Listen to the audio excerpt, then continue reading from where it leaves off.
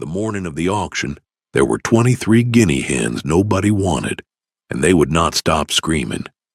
They rattled inside a wire pen at the back corner of the Caldwell County stockyard, gray and speckled and ugly in the way that made grown men wince, their bald little heads jerking, their voices a metallic shriek that carried clear across the lot and made the cattle stamp in their pens.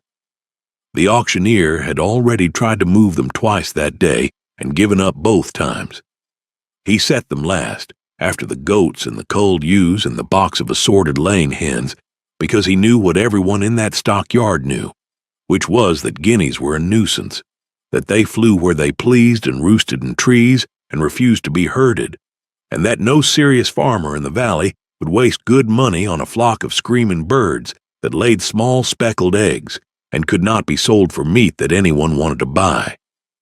So when the bidding opened at $5 for the lot, and nobody raised a hand, and the auctioneer dropped it to $3, and then to a single dollar for all 23, the men leaning on the rail laughed the low, easy laugh of people watching a foregone conclusion, and Della Renner, 22 years old and standing alone near the gate with her hands in the pockets of her grandfather's coat, lifted one finger and bought them.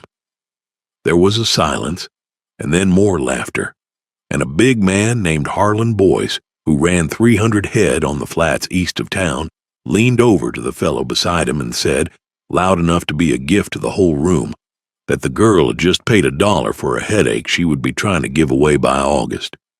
He had meant it as a prediction of failure. It would turn out to be a prediction of something else entirely. If this story moves you, take a second right now to like the video and drop a comment telling me what city or town you are watching from, because I read every single one, and I like knowing where in the world these stories land. Then stay with me, because what happened to Della Renner and her 23 worthless screaming birds is the kind of thing people in that valley still talk about, and I want to tell it to you the way it actually unfolded, slow and quiet, one season at a time. Now, let's begin. Della had come back to the valley in the wet part of March, not because she had a plan, but because there was nowhere else the road wanted to take her. Her grandfather had died in February, an old man named Emmett Renner, who had spent 60 years on 90 acres of hillside that nobody in the family had wanted while he was alive, and nobody knew what to do with now that he was gone. Her mother lived 3 states away and did not want the place. Her uncle wanted it sold. Della, who had been drifting between a community college she had stopped attending and a series of jobs that never held her, was the only one willing to go up there and sit in the cold house and decide what came next. She arrived with 2 duffel bags and a car that made a sound like a coin in a dryer, and she let herself in through the kitchen door with the key her grandfather had kept under the same flat rock for as long as she had been alive. The house smelled of wood smoke and old coffee and something underneath that she could not name but recognized in her chest, which was the smell of him. She stood in the middle of the kitchen for a long time without turning on a light. Then she set down her bags and began to learn the place. The land was steep and rocky, the kind of ground the county extension men had written off 2 generations back as suitable for nothing but pasture, and even the pasture was thin. Emmett had run a few cattle in his day and a few sheep, and toward the end just a scatter of chickens and a milk cow he had loved past all sense. The barn leaned. The fencing had gone soft in a dozen places. There was a garden plot grown up in briar, and a spring that still ran clean out of the hillside into a stone trough her great-grandfather had set there by hand. Della walked all of it in the first week, in the mud, in her grandfather's coat that hung to her knees, and she said almost nothing to anyone because there was almost no one to say it to. The nearest neighbor was Harlan Boyce, whose good bottom land began where Emmett's poor hill land ended, and who had been trying to buy the Renner place off the family for a decade at a price that assumed the ground was worthless. She had met him once, at the funeral, where he had shaken her hand and told her the offer still stood whenever the family was ready to be reasonable. She had thanked him and let go of his hand and not answered, which he had taken for shyness. It was not shyness. It was a thing she did, which was to hold still and look at something for a long time before she decided what it was. There was one other person on the mountain, and that was her great-aunt Ruth, Emmett's older sister, who was 87 years old and lived alone in a small white house at the head of the same road, having outlived 2 husbands and a son, and every doctor who had ever told her what she could not do. Ruth wore men's work pants and rubber boots without any self-consciousness at all, because she had earned the right, and she said perhaps a dozen words a day, and she had buried her brother without weeping in front of anyone. In those first weeks, Della fell into the habit of walking up to Ruth's house in the evenings, and the 2 of them would sit on the porch and not talk, or barely talk, watching the light go off the far ridge, and it was the most comfortable Della had felt in years. It was Ruth, in the end, who set the whole thing in motion, though she did it the way she did everything, which was without ceremony and almost without words. One evening in the second week of April, sitting on that porch, Ruth mentioned that Emmett had kept guineas once. Della asked what a guinea was, and Ruth told her it was a kind of fowl, ugly as a fence post and loud as sin, that folks used to keep before the sprays came in. Della asked what the sprays had to do with it, and Ruth was quiet for a while, and then she said that a guinea would clean the ticks off a place better than any poison ever made. That in the old days people kept them for exactly that, and that Emmett had run them through his pasture, and his sheep had never once come down with the fever that thinned other men's flocks. Then she said she was tired and went inside, and that was the end of it, or Ruth thought it was the end of it. Della sat on the porch after the old woman had gone in, watching the dark come up out of the hollows, turning the word over: ticks, fever. She did not know yet what any of it would mean, but something in her had gone still and attentive, the way it did, and she filed the words away. She found the ledgers 3 days later. They were in the back room of her grandfather's house, in a cedar chest under a stack of horse blankets, a dozen composition books filled front to back in Emmett's slow, careful hand, and beside them older books still, the brittle black ledgers of his father before him. Della sat on the floor of that cold room for the better part of a day, reading them by the light from the one window. They were not diaries.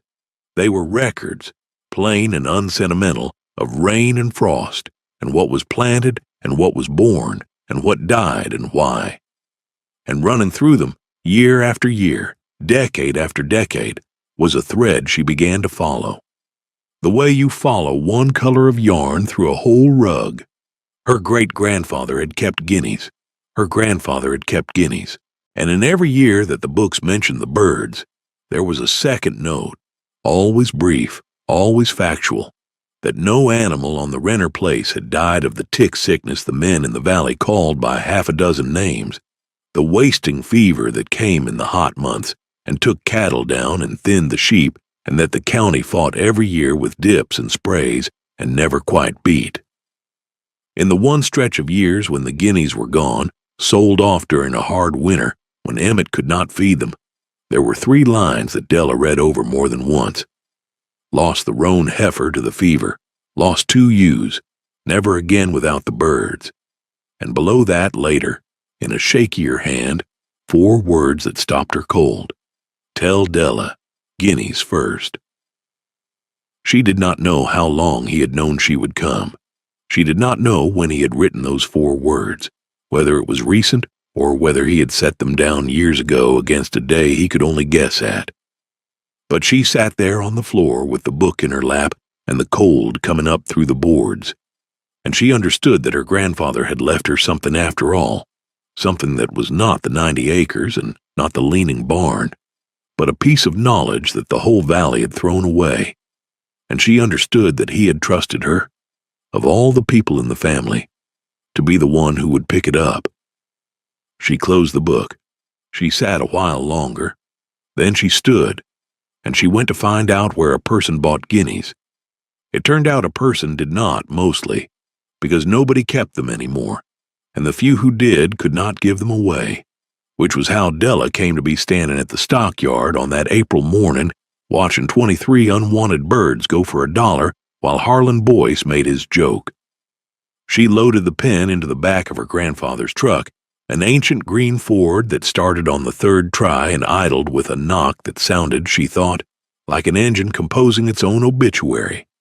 And she drove them up the mountain with the birds shrieking the whole way so that she had to shout in her own head just to think. When she let them out into the old fowl yard behind the barn, they scattered in 23 directions, and half of them were up in the oak trees before she had the gate shut. And she stood there in the middle of the chaos and laughed out loud for the first time since the funeral. Then she got to work. Ruth came down the next morning, which she almost never did, and stood at the fence looking at the birds strung out along the branches like grapefruit. She watched them a long time. Then she said, "Those are the ones." Della asked what she meant. Ruth said that Emmett's old strain had scattered when he sold off, gone feral, or died out, but that these looked like the same rough, hardy sort, not the fancy-colored kind people bought for show, but the plain speckled ones bred by nobody for anything except surviving, and that those were the ones you wanted. Then she said the birds would need 3 things from Della, and only 3, and she held up her fingers as she said them. They needed to be let range. They needed water they could not tip over. And they needed to be left alone. "Do not fuss them," Ruth said. "Do not pen them tight. Do not treat them like chickens. They are not chickens. They are half wild, and you want them that way, because a wild thing eats what it finds, and what they find is ticks." Then she looked at Della for a moment longer and said one more thing, which was that a guinea would follow a person it trusted and scream at everything it didn't, and that if Della wanted them to stay, she should walk the pasture every morning at the same hour and let them fall in behind her, and they would learn the land was hers, and they would learn she was theirs, and after that they would not leave. Then she went home. Della did exactly as she was told, all of it, and she began to keep her own notebook, a new one, the first entry of which read, 23 birds, $1, let them range. The first thing that happened was that the whole valley heard about it, because there is no keeping a secret in a place like that, and the story of the renter girl who paid $1 for a pen of screaming guineas made the rounds of the feed store and the gas station and the diner in a single week, and it was told everywhere as a joke. The men at the feed store counter had a fine time with it. One of them asked Della when she came in for scratch grain whether she was planning to unionize the birds or just let them run wild, and another asked if she needed help hauling them to the dump when she came to her senses. Della paid for her grain and said that they were doing all right so far, thank you, and that she would let them know how it went, and she left. She did not argue. Arguing, she had already understood, was a way of borrowing the other person's certainty, and she did not want it. She had her grandfather's ledgers and her great-aunt's 3 fingers and 23 birds in the oak trees, and she had time, which was the one thing she had a great deal of, and she meant to spend it.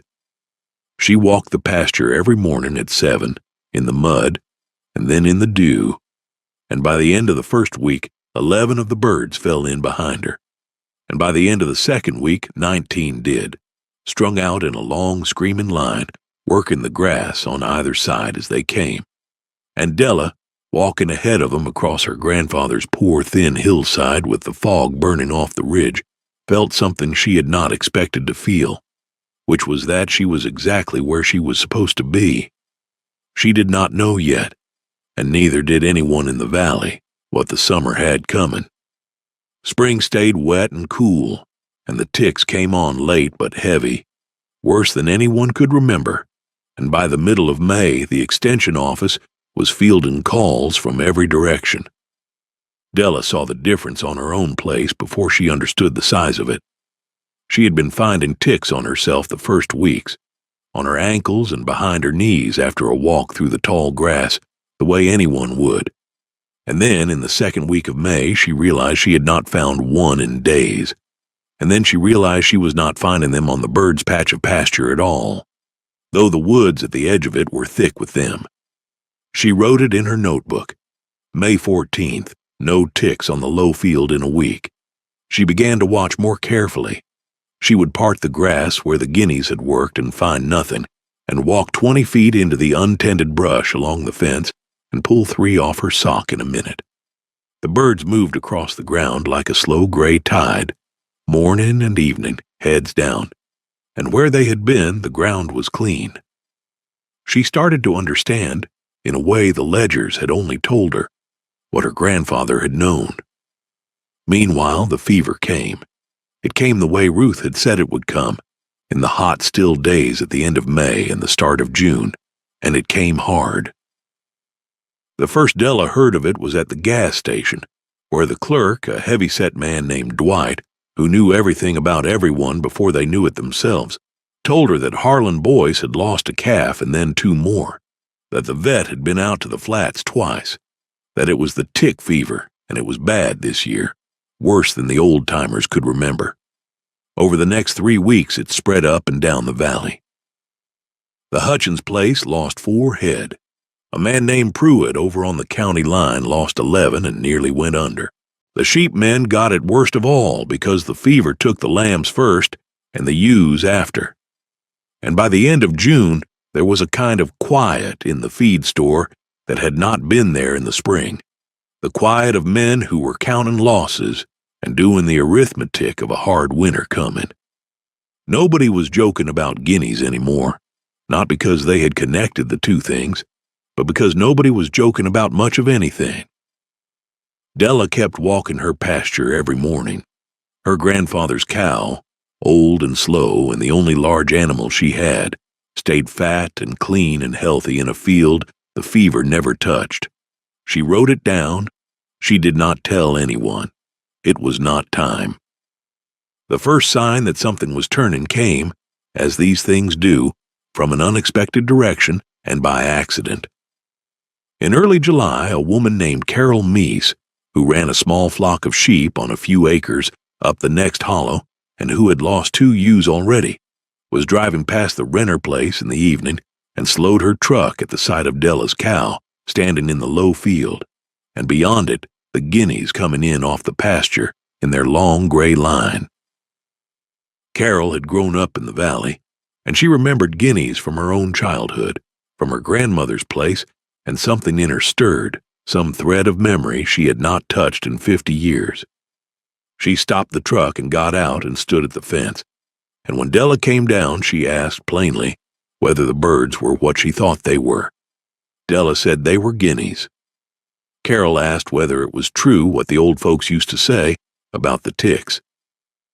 Della looked at her for a long moment in the way she had, and then she said, "Come here," and she walked Carol out into the low field and had her part the grass, and there was nothing there, no tick, no sign of one. And then she walked her 20 feet to the fence line and parted the brush, and there they were. Carol straightened up slowly. She asked how much a guinea cost. Della said she did not know that they cost anything, that nobody wanted them, that she had paid $1 for the whole flock. Carol asked whether Della might sell her a few, or a setting of eggs, or tell her where a person could get some. And Della, who had not until that moment thought of the birds as anything but her own strange inheritance, felt the shape of something open up in front of her. And she said she would think about it, and she would let Carol know. She thought about it that night on Ruth's porch. She told the old woman what Carol had asked, and Ruth was quiet a long time, rocking. And then she said that Emmett used to sell settings of eggs to a few folks who knew, back before everyone forgot, and that a broody hen would hatch guinea eggs better than a guinea would, since a guinea was a careless mother, and that if Della wanted to build a flock to sell, she would need to think like her grandfather and let the birds do the work and take her time and not get greedy. "Do not sell them cheap," Ruth said, "and do not sell them fast. A thing that comes cheap and fast, people throw away. Make them wait. Make them want it." Then she said, and this Della wrote down word for word when she got home, "Sell the cure, not the bird." Della did not fully understand that yet, but she wrote it in her notebook under the entry for that day, and she underlined it, and she went to sleep with it turning in her mind. And in the morning she got up and walked her pasture with the birds falling in behind her, and she began slowly, and without any announcement at all, to build the thing that would change everything. She sold Carol Meese a setting of eggs and a broody hen to sit them, and she showed her how to make a low pin where the young Keats could not slip through the wire, and she walked the whole thing through with her the way Ruth had walked it through with her, the 3 fingers, let them range, water they cannot tip, leave them alone. And when Carol offered to pay her, Della named a price that was not cheap, a price that made Carol blink, and then Della explained quietly, without pressing, that she was not selling eggs. She was selling the reason Della's cow was fat and clean, while the valley was burying its stock, and that a person could buy a dozen cheap chicken eggs anywhere, and this was not that. Carol paid the price. She hatched 16 Keats out of 18 eggs, and by August, when the fever had finally burned itself out and the valley was tallying its dead, Carol Meese's sheep were clean of ticks for the first time in her memory, and she told everyone she met about it. Not because Della had asked her to, but because she could not help it. The way a person cannot help talking about the one thing that worked when everything else had failed. That was the summer the story began to change its shape. It had been a joke in the spring, the renter girl and her dollar full of screaming birds, and it stayed a joke through June, because a joke is a comfortable thing, and men in a hard season reach for comfortable things. But by the middle of August, it had stopped being a joke and become instead a question, a thing men turned over quietly. And the turning happened first at the feed store and the gas station, the 2 places where the valley did its thinking out loud. Dwight at the gas station was the first to say it plain. A man came in complaining that the fever had cost him 6 head, and Dwight, wiping the counter, said that he had heard the renter place had not lost a thing, not a bird, and not that old cow, and that maybe there was something to the guineas after all, seeing as how the old people had kept them for exactly that before everyone got so smart. The man laughed, but it was a thinner laugh than the spring laughs had been, and he did not have a good answer, and he left thinking about it. That was how it moved, not fast, not all at once. It moved the way water moves through thin soil, finding the cracks, and by September there were 4 more people who had bought settings of eggs from Della Renner, and by October there were 9. She did not advertise. She had no sign at the road and no listing anywhere, and she never once said a word about the birds to anyone who did not ask her first. She simply walked her pasture every morning and let the flock fall in behind her, and she sold eggs and Keats, and by the following spring started birds to the people who came up the mountain and knocked on her door. And she named each one a price that did not bend, and she wrote every sale in her notebook with the date and the number and the name of the buyer, and the notebook filled and she started another. The birds bred and the flock grew, and Della let it grow the way Ruth had told her to let it grow. No faster than the demand pulled it, so that she was never overrun with birds she could not place and never had a single one she needed to give away.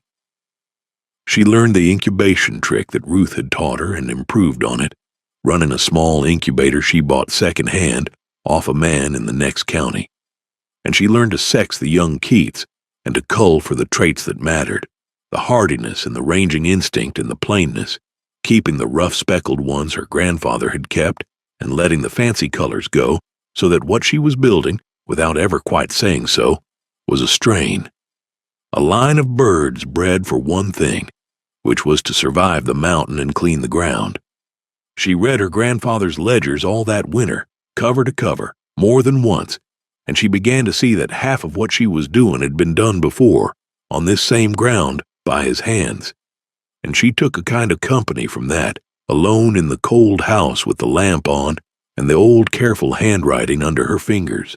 The winter was long and quiet, and she lived close to the bone, but she made it through on egg money and Keat money, and the little her uncle grudgingly sent for the taxes. And in March, a year to the week from when she had come back, she stood in the yard and counted her flock, and it was 91 birds. And she wrote that number in the notebook and did not make a ceremony of it. Spring came. The ticks came. The fever came again, though not as hard as the year before. And this time, there were 9 places in the valley besides Della's that came through it clean, and every one of them had guineas, and every one of them had gotten those guineas from the renter girl. And this time, nobody could pretend it was chance. That was the year the thing tipped over, the year the question became an answer, and it tipped, as such things do, when the doubters ran out of room to doubt. Harlan Boyce lost 2 more calves that spring, fewer than the year before, but enough. And Harlan was not a stupid man, only a conventional one. A man who believed what the extension office believed and what his father had believed, which was that guineas were a nuisance, and that the way to fight the fever was dips and sprays and vigilance. And he had believed it right up until the point that it stopped working while the renter girl's dollar birds went on working year after year on the worst ground in the valley. Harlan did not come around all at once. He was too proud for that. But Dwight told Della, one day in June when she came in for gas, that Harlan Boyce had been asking questions, quiet ones, about the birds, and that a man who asks questions is a man whose mind is already half changed and only waiting on his pride to catch up. He came in July. He came in the evening, in his truck, up the rutted road he had spent 10 years trying to buy, and he parked at Della's gate and got out and stood there for a while with his hands on his hips, looking at the flock coming in off the pasture in the long light, the way Carol Meese had stood there 2 summers before. And Della came down from the house and did not say anything and let him look. When he spoke, he did not apologize, not in so many words, because he was Harlan Boyce, and a man like that does not make a large production out of being wrong. What he said was that he'd been thinking he might try some birds on the flats, that the fever had cost him more than he cared to say over 2 years, and that he understood she was the one to see about it. Della looked at him a long moment. Then she said that was one approach, and that she had birds. He asked what she wanted for 100 of them. She named a figure. He did not blink at it, which told her he had already decided, and he said he'd take them. And then he stood there a moment longer and looked out at the pasture and said, without turning his head, that he'd bought cattle at that stockyard for 30 years and never once seen a smart buy come out of the back corner where they put the culls, and that he supposed there was a first time for everything. It was as close to an apology as Harlan Boyce had in him, and Della understood it for what it was, and she said she'd have the birds ready for him by the weekend, and that was that. She sold him the 100. She walked him through it herself, the 3 fingers, let them range, water they cannot tip, leave them alone, and he listened the way a proud man listens to someone half his age when the facts have him by the collar, and he did what she said, and the fever never touched his flats again. After Harlan, there was no more pretending anywhere in the valley, and the word went out past the valley too, because Harlan Boyce ran with the big cattlemen 3 counties around, and he was not a man to keep a good thing to himself once he'd committed to it, and he told them all, and they came. They came up the mountain in their trucks, men who 2 years before would have laughed her out of the feed store, and they knocked on her door and asked about the birds, and Della sold to them the same way she sold to everyone at a price that did not bend, with the notebook and the 3 fingers and the plain talk, and she never once said, "I told you so," because she had never told them anything. She had only walked her pasture and let the truth of it come clear in its own time. Sell the cure, not the bird, Ruth had said. And Della had come to understand exactly what the old woman meant, because what she was selling was not really the guineas at all. It was the years of the ledgers and the strain bred for the mountain and the knowing of how to keep them, and none of that could be gotten cheaply anywhere else. And so people paid, and paid gladly, because a dead calf cost more than a living bird, and every one of them could do that arithmetic now. She built the flock up to feed the demand and no further. She never took on debt. She never bought a bigger incubator than she needed or fenced more ground than she could walk. When a man from the state agriculture department drove up one fall and asked whether she would be interested in scaling up, in supplying the whole region, in taking on partners and capital and going big, Della listened politely and then said that she didn't believe she would, that she liked the size of the thing the way it was, and that a thing you grow too fast is a thing you lose hold of. The man wrote something in his folder and drove away, and Ruth, who had been sitting on the porch through the whole conversation, said only, "Good," and nothing else. The mornings on the mountain went on the way they always had. Della walked her pasture at 7, in the mud and the dew and the frost by turns, and the flock fell in behind her, more of them now. A long, screaming gray river of them working the ground on either side, and she led them across the poor thin hillside that the county had written off 2 generations back, and behind her the ground came up clean. She kept the notebook, she kept the ledgers, adding to them now in her own hand beside her grandfather's and her great-grandfather's, so that the thread of it ran unbroken from her back through the 2 dead men to the beginning, rain and frost and what was born and what died and why, and the note that ran through all of it, no fever where the birds are. She was 24 now, then 25, and she had stopped being the Renner girl and become just Della, the one you went to about the birds, and the mockery of that first spring had worn away so completely that some of the younger people at the feed store did not even know it had ever happened, did not know that the whole thing had started with $1 and 23 culls nobody wanted, and Della did not tell them, because it did not matter anymore, because worth had proven itself the only way that lasted, which was through results and not through anyone's argument, least of all hers. Ruth was 90 now, and slower, and Della had taken to spending more of her evenings up at the White House at the head of the road, sitting on the porch in the failing light, and the 2 of them still did not talk much, because they had never needed to.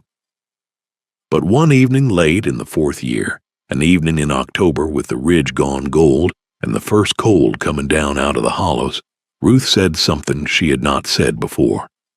She said that she had told Emmett, near the end, that he ought to write it all down for the girl, meaning Della, because she had a feeling the girl would be the one to come back, and that Emmett had said he already had, that it was all in the books, and that he'd written her name in there so she'd know it was meant for her.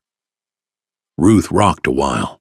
Then she said that Emmett had always seen further than people gave him credit for, that he'd kept those birds for 60 years, while the whole valley laughed at him same as they'd laughed at Della, and that he'd died before he ever got to see anyone understand, and that it was a hard thing to be right your whole life and buried before it's proven. She said it plainly, the way she said everything, no weight on it, but Della heard the weight underneath, and she reached over in the dark and took the old woman's hand, and Ruth led her, which she almost never did, and the 2 of them sat there while the light went off the far ridge, and neither of them said anything more. Ruth died that winter, in her sleep, in the small white house at the age of 90, and Della found her in the morning when she walked up with the coffee the way she did. She buried her beside Emmett in the family plot on the hill above the house, and she did not weep in front of anyone, because she had learned from Ruth that grief was a private thing you carried without display, and she stood at the 2 graves in the cold with her hands in her grandfather's coat, the same coat, worn softer now, and she thought about the 3 fingers and the 4 words in the ledger and the strain of birds bred for the mountain, and she understood that she was the last one now who carried all of it, and that it had come down to her the way water comes down a hillside, finding the one channel that would take it, and that her job was simply not to let it stop. She went home. She walked her pasture the next morning at 7 in the frost, and the flock fell in behind her, screaming, ugly, alive, and the ground behind her came up clean, and it was the same as it had always been, and it was not the same at all. She expanded the next spring, the 5th year, but she did it the same way she did everything, which was patiently and without debt, and no faster than the thing pulled her, taking in the 90 acres of her grandfather's and leasing, for a small sum, the leaning barn end of a neighbor's place that had gone empty, and building her flock up to meet the orders that came now from 4 counties, and she hired a boy from down the road, a quiet, watchful kid of 16 named Levi, who reminded her a little of herself, and she taught him the 3 fingers and the notebook and the walking of the pasture, because a thing that lived only in one person's head died with that person, and she had learned that lesson twice now, and did not mean to learn it a 3rd time. She showed Levi the ledgers. She let him read the 4 words. She told him where the birds had come from, the dollar and the back corner and the laughter, and the boy listened and did not laugh, and she thought, watching him, that he would be all right, that he would carry it. She was not yet 30. She had built, out of nothing, out of the thing the whole valley had thrown away, a small, good, enduring business on the worst ground in the county, and she had done it without ever once raising her voice to defend it, and the men who had laughed at her now drove up her rutted road with their hats in their hands, and the extension office that had written off her grandfather's hillside 2 generations back now sent people to study what she did, and none of it had come from argument or capital or scale. All of it had come from patience and attention, and the willingness to look at a rejected thing for a long time before deciding what it was. On a morning in the 6th year, in the spring, there was an auction at the Caldwell County stockyard, and Della drove down to it in her grandfather's green truck, which still ran, still knocked, still composed its own obituary at every red light, because she had never seen a reason to replace a thing that worked. She was not buying. She had come because a man had told her there was a pen of guineas being run through, a small lot, culls, birds someone had gotten and given up on, and she wanted to see them. She stood at the back of the lot in her grandfather's coat, with her hands in the pockets, and the auctioneer worked down through the goats and the ewes and the box of laying hens. And then at the very last, in the back corner, where they put the things nobody wanted, he brought out the guineas, and they screamed, gray and speckled and ugly, jerking their bald little heads, and the men leaning on the rail laughed the low, easy laugh of people watching a foregone conclusion, and the bidding opened at $5, and nobody raised a hand. Della watched them a long time, the way she watched everything, and she thought about a morning 6 years gone, and $1, and a man named Harlan Boyce, who was dead now himself, gone the year before, and who had shaken her hand at the end, and told her she'd been the smartest buy that stockyard ever ran through the back corner. She lifted one finger. There was a silence, and then a murmur, because they knew her now, all of them, and the auctioneer smiled and said sold to Della Renner, who knows what they're worth, and the men at the rail did not laugh this time. She loaded the pen into the back of the green truck and drove them up the mountain with the birds shrieking the whole way, and she let them out into the old fowl yard behind the leaning barn, and half of them were up in the oak trees before she had the gate shut, and she stood there in the middle of the chaos, 30 years old and alone on the mountain that was hers now, in every way that mattered, and she laughed out loud the way she had that first day, and then she went and got her notebook, and she wrote, in the same hand that ran now unbroken back through 2 dead men to the beginning, more birds, $1, let them range. Then she walked out into the low field where the first flock was coming in off the pasture in the long morning light, and she stood among them while the ground beneath her feet, the poor, thin, worthless ground that nobody in the family had ever wanted, came up clean and living all around her, and she understood that this was the whole of it, that this was everything her grandfather had meant when he wrote her name, and she was not sorry for a single dollar of it. If this story stayed with you, do something for me before you go. Share it with someone in your life who has been told that what they have, or what they are, or what they see, isn't worth much, because sometimes a person needs to hear that the thing everyone laughs at is the very thing that saves them. Then leave me a comment and tell me about a time you saw worth in something that everybody else had written off, or a time somebody laughed at you and you turned out to be right, because I want to hear it. And tell me where you're watching from, the town, the country, the corner of the world, because I read every single comment that comes in on these stories, every one, and it means more than you know to picture all the places a story like Della's can travel. Take care of the things nobody else wants. Sometimes they're the ones that keep you alive.